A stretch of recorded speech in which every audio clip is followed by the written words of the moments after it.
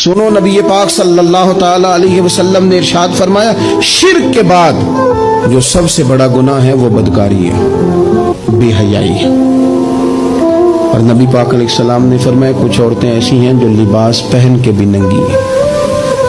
फरमाया, ये वो औरतें हैं जिन्हें अल्लाह तबारक व तआला जन्नत की हवा भी अता नहीं करेगा, खुशबू तक नहीं मिलेगी। इनको ये समझाएं। ये आजकल बड़ा उरूज है शादियों का।